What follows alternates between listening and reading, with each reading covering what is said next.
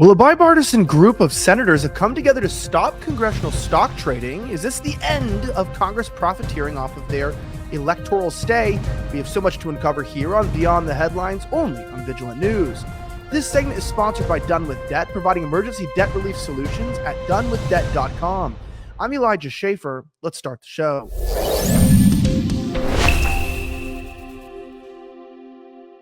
Well, the Daily Caller reports we are no stranger to watching Congress members enter as 100,000-aires or even less and leave as multimillionaires in the hundreds in many cases. A new bipartisan bill seeks to stop that as senators strike a deal to ban congressional stock trading. A bipartisan group of senators announced a deal to ban stock trading for members of Congress Wednesday.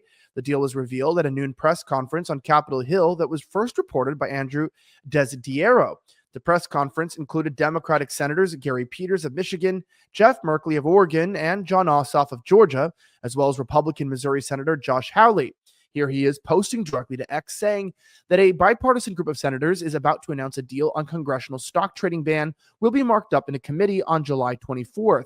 To comment more about that, Josh Hawley went on CNBC to talk about this bill. Listen to what he had to say. Watch. Senator Hawley, let's talk about one aspect of it, which is blind trust, because as Senator Merkley just said, I think most Americans would get behind this. I did my own little X poll. 91% of people who responded, now it is the CNBC audience, said, yeah, this should be banned. But why the blind trust? Do you worry at all that this will keep successful business people who are already rich, from running for office if they can't even have a blind trust?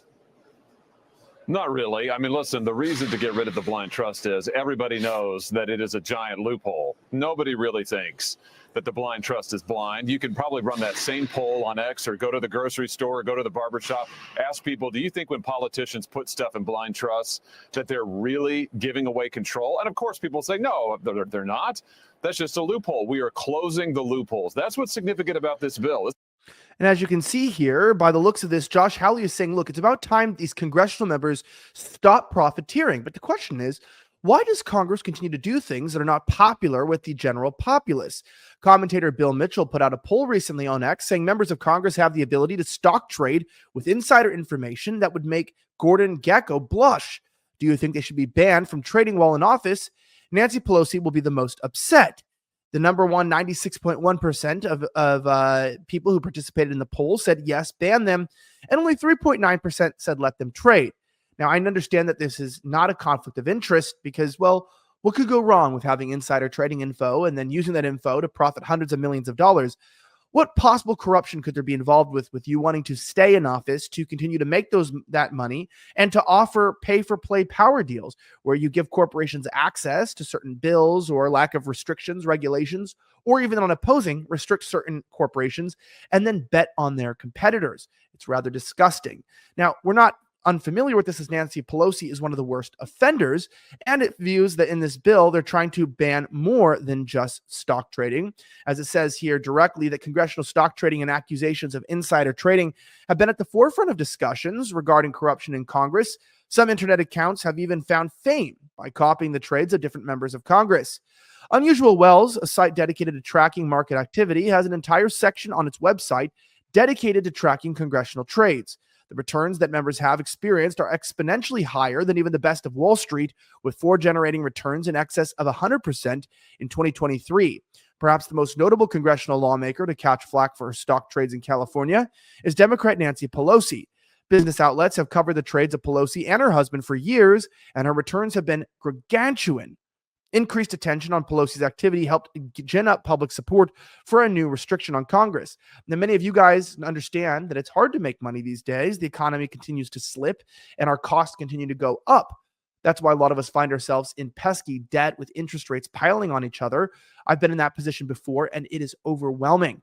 I didn't know there was a solution out, but there is today at my friends with Done With Debt.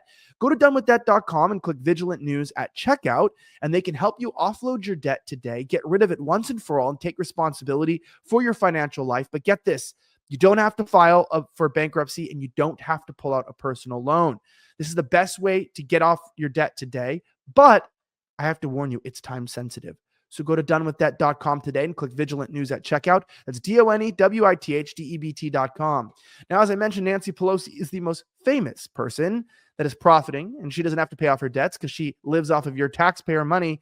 Here's the video that kicked it all off. Remember this? I wanted to ask you why you and your husband back in March of 2008 accepted and participated in a very large IPO deal from Visa at a time there was major legislation affecting the credit card companies making its way through the House. And did you consider that to be a conflict of interest? I don't know what your point is of your question. Is there some point that you want to make with that? Well, I guess what I'm asking is, do you think it's all right for a speaker to accept a very preferential and favorable stock deal? Well, we did. And you participated in the IPO. Well, I have many and at the time you were Speaker of the House. You don't think it was a conflict of interest or have the appearance of a conflict of interest? It only has the appearance if you decide that you're going to have elaborate on a false premise. But it's not true, and that's that. I don't understand what part's not true. Yes, sir. The joys of corruption. Let me know your thoughts below whether you think Congress should be restricted from trading while they're currently serving, and if this is something that you think is a positive direction for our country. If you want to receive more videos like this, don't forget to subscribe to our Rumble channel or our X. We're at Vigilant News. And you can also get our newsletter to get these videos direct to your inbox at vigilantnews.com. I'm Elijah Schaefer. Thank you for watching Beyond the Headlines, only on Vigilant News. Have a great rest of the week, and may God bless the United States of America. I'm signing out.